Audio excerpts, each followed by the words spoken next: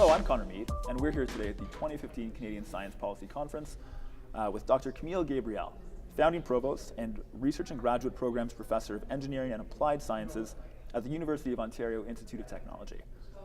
So Dr. Gabriel, thank you so much for joining us. Thank you. So to start off, I wonder if you could tell us a little bit about your career and what you're working on right now.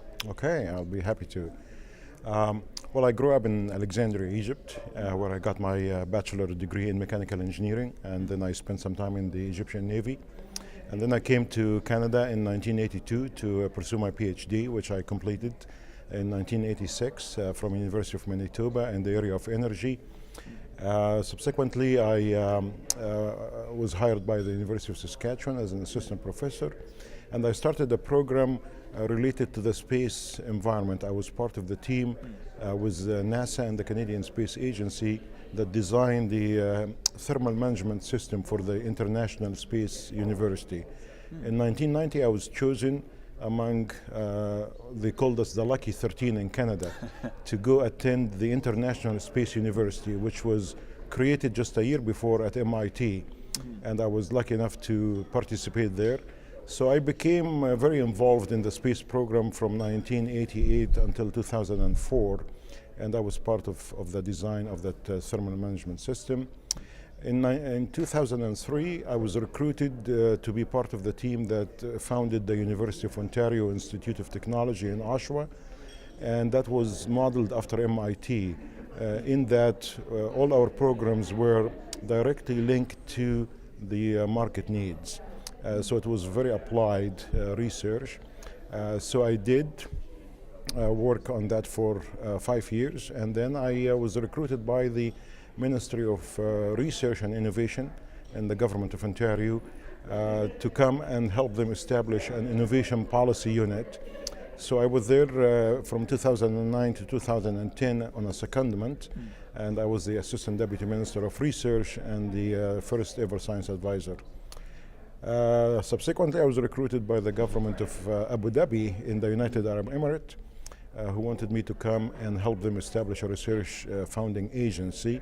So I was there between 2011 and 2013, and came back to enjoy the classroom again after 15 years of sojourning away from the classroom. So I'm back at UOIT. Excellent. So in 2009, you took on that role as the Assistant Deputy Minister of Research and the first science advisor position in the Government of Ontario. I wonder if you could tell us a bit about your role there and what impact you were able to have.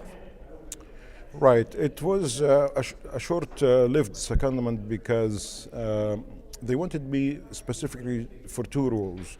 One, to establish credibility among the academics, because I'm an academic, and they wanted somebody from academia to come and help them out to kind of get the thinking of academia so they can establish their programs to fit well with the needs of the academic community. The second task that I was given for the short duration of my secondment is to establish an innovation policy unit to help the government to make the right decisions about which programs they should fund and give some rationale and some perhaps reasons for those decisions to be made. So I did that, and I was actually intending to stay longer. They offered me to stay longer, but then the offer came from the UAE, and it was just too good to resist. Understandable. So right now, some people are talking about the possibility of creating a similar science advisor position at the federal level. What do you think of that idea? I think it's very important from what I have seen walking down halls of Queen's Park, it's very, very important for the government to have that advice. I may not agree completely on the mechanisms of doing it. I have different ideas, and maybe we can get into that discussion, but I think it's very necessary for governments to have a credible voice or voices that advise them on the decision-making process. And yesterday at the conference, we had a full-day session on evidence-based decision-making process and how you go about it to feed into the government, because all the issues that the government deal with are really have science in them, whether it is climate change, poverty, crime, terrorism, all of these issues have science inside. And if we can glean that science to help the government to make the right decisions, to combat the issues head on, I think that's to the benefit of society. So I do agree and fully support the idea of creating a science advisory role. Excellent. So what do you think are some alternative means, some alternative actions and measures we could take to facilitate scientific input into the policymaking process? Right. So like what I talk about in a book that maybe we'll get into that, the anatomy of innovation, I talk about an ecosystem. In that you cannot create innovation by having separate pieces. They have to come all together to produce that anatomy that make innovation successful. Likewise, in the science advisory role, I don't think it's a one-man shop. It has the risk, if it is a one-man responsibility, to put that on one shoulder, because there is a partisan, there is a non-partisan issues, whether he gets along with the the bureaucracy or not, and we have seen what happened in 2008 when the new government came. But what I'm proposing is similar to what I proposed in my book for the ecosystem of innovation, is an ecosystem of advisory committee. I'm proposing that, yes, one body that resides in Ottawa with satellites across the regions to speak to their very particular needs in science and innovation. The needs of the Northwest Territories are totally different from the needs of Ontario, from Alberta, from the Maritime. They are really totally different. So hence you need to get that continuity and that ecosystem working together. And I also like to see it in a parliamentary committee that makes the science-based decisions and the government decisions accountable. So we can actually be able to review them, audit them, and see the trace of the decisions, how it benefited from that input. So I talk about a science advisory ecosystem. Okay. Yeah. Interesting. Yeah. So going back to your book, the Anatomy of an Innovation, I wonder if you could tell us a bit more about that in terms of what inspired you to write it, and who would you like to have reading it? Who's the intended audience? Okay. That's a good question. What inspired me to write it is during my time as a founding associate provost of research, I had to build the foundational pieces for a new university to succeed in research. And then going to the province as the assistant deputy minister of research, I have to build it for the entire 24 universities plus 26 colleges. And I became very, very convinced at the end of my term that all the pieces have to come together. So I talk in my book about the mind of innovation, the creators. I talk about the hands of innovations, the actors who have to come together, the feet of innovations, the intermediaries, the heart of innovation, the motivations that inspire people to go about innovation. So I talk about that anatomy, and then I come in chapter 5 and talk about how to bring the pieces together in what I call the community of innovation. The very important need to bring people together, like what happened in the Silicon Valley, what they call the mind cafes. People are constantly from all different walks of life, business, technological, lawyers, and so on. They all come together to make that innovation ecosystem complete. And that's the success of places such as the Silicon Valley. Unfortunately, in Canada, we have all the pieces, but they are sparse and they are so far in between. And if anything that comes out of that book is the message that you got to have those pieces together to make innovation succeed.